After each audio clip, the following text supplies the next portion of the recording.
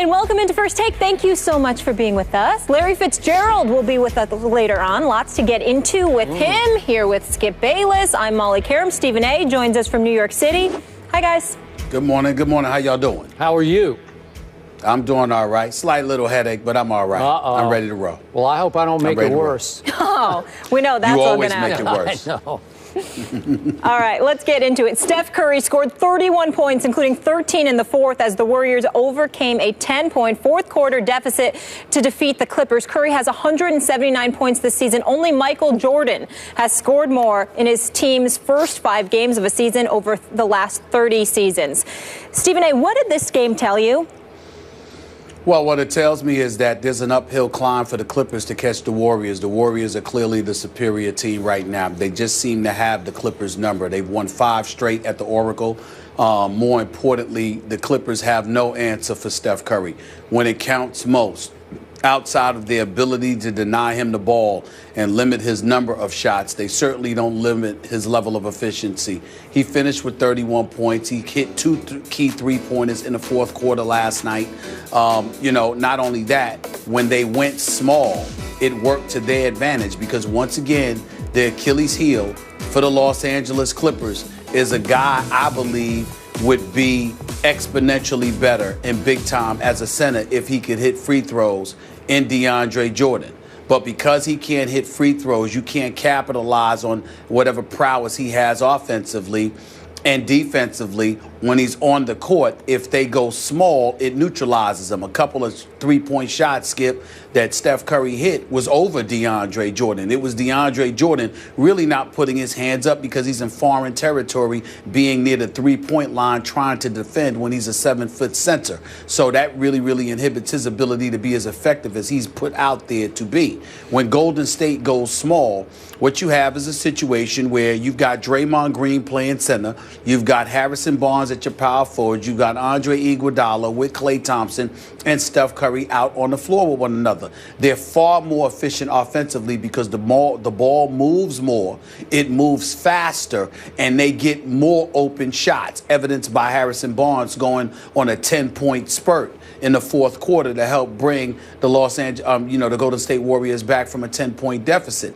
In the end, what this comes down to is that the Warriors have Steph Curry, who is a flat-out superstar. You take into account the fact that they can go small and really cause problems for opposing teams with their offense, and that defensively, because they can move their feet, because they're feisty defensively, and they can really get up in you, and you can't afford to go big against them because it will really hurt you. They seem to have the ingredient to beat the Los Angeles Clippers. And what I stole from this game is that the Clippers will be competitive. The Clippers will fight. They wouldn't get swept or anything like that. But in a 7-game series, it doesn't seem like they'd have an edge against the Golden State Warriors. They just seemed ill-equipped to deal with the arsenal that the Warriors throw their way. Not sure I agree with your final analysis here, but I do, before I launch, I want to give you credit because yesterday we talked about how Golden State was favored at Oracle at home by 8. And you said you would take those 8 points in the Clippers. You said this would be, to quote you, a nail biter. You were absolutely right about this. I thought it could be a quasi blowout, maybe 15 or even 20 points, because that's what Golden State has been doing to everybody else so far on their schedule. Here's when I thought I was dead right, Stephen A. Smith. You realize with 7:56 to go in the first half, midway through the second quarter, the score was 46-29 home team. Think about that. 46-29, Golden State up when Steph Curry hit another impossible, how did he do that, off-balance 3.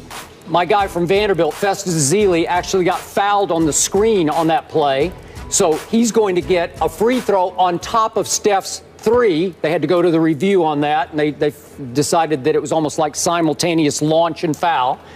And Oracle went, as we all know it can, bananas. And it felt like, once again, not that they had won the championship, but it was a big celebratory moment for that arena and that home team. And I think they were feeling themselves. I think they got maybe a little too full of themselves.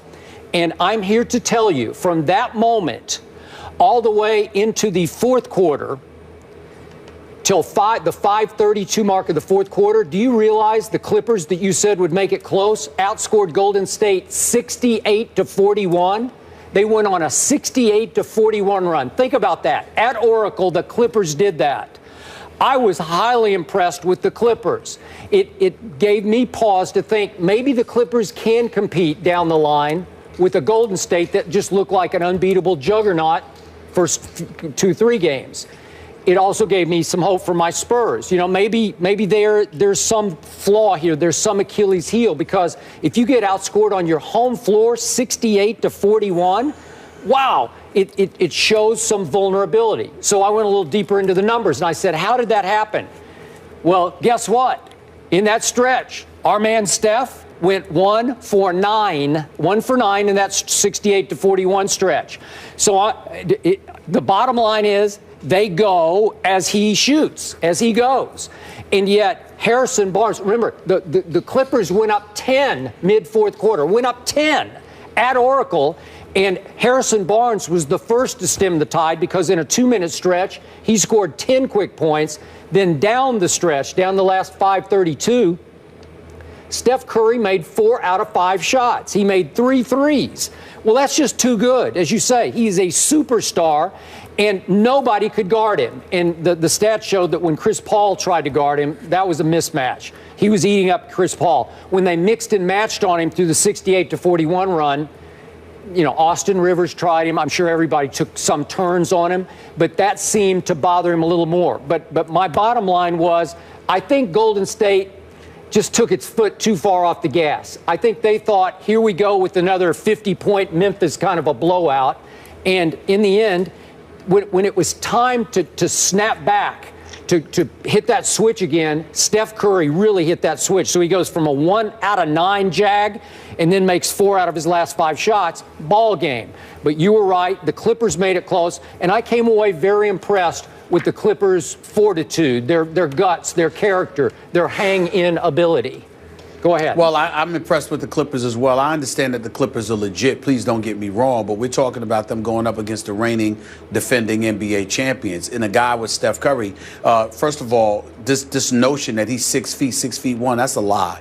Steph Curry is a legit 6'3". He's got a legit 2 to 3 inch height advantage over Chris Paul. I've stood next to both of them on several occasions. I know this. Not to mention the fact that when you look at Steph Curry being guarded by Chris Paul is a quintessential point guard, and we know that he can defend. But Steph Curry, because of his marksmanship, is the kind of guy you've got to have a taller body on him, somebody that's capable of getting in his face and trying to impede his vision towards the basket. That's not Chris Paul. Chris Paul can't do anything with that. It's just that simple. Chris Paul, on another note, had his numbers for this game. I think he had 24 points, but in the end, he only had 4 points in the second half. And you got to do better against Golden State. You need more from Chris Paul offensively. But again, going back to Golden State, certainly the Clippers have a lot of heart, and you know they're not going to give up, and they have the talent to make any game interesting against anybody. But if you're the Golden State Warriors and you're beating them when Ezeli is in the lineup, and then you take him out of the lineup and you go small and you continue to find a way to beat them, I'm not looking at a 68-41 run that the Clippers went on. I'm looking at when the game was on the line, when it counted most, when you had a 10-point lead in the fourth quarter, somehow, some way, here come the Warriors, and there was little to nothing that you were able to do about it. These are the same Clippers that were blowing out the Houston Rockets in Game 6 of the Western Conference semifinals in Los Angeles at the Staples Center last year. 19 points up with a little bit of time left in the third quarter. And the Houston Rockets, led by Josh Smith, along with Harden. I can't even say Harden because he was on the bench a vast majority of that time. But there were some no-names along with Josh Smith to the Houston Rockets at the time. They went on a 49-9 run. And so when you look at the Los Angeles Clippers, yeah, they can make a run, but they can also give up stuff, and they give it up at the most inopportune of times. So the conclusion that we need to draw from this is that the Clippers are a damn good basketball team. They're in one of the elite teams in the NBA, but they are second-tier status to the Golden State Warriors, because the Golden State Warriors are not just champions, they're playing like champions. And the Clippers are playing like a team nipping and tucking at their heels, but can't quite grab a hold of them as of yet. It's just that simple. History on Golden State's side. The Warriors are the 5th team in NBA history to start consecutive seasons 5-0. 3 of those teams went on to win back-to-back NBA titles in those seasons. Now to the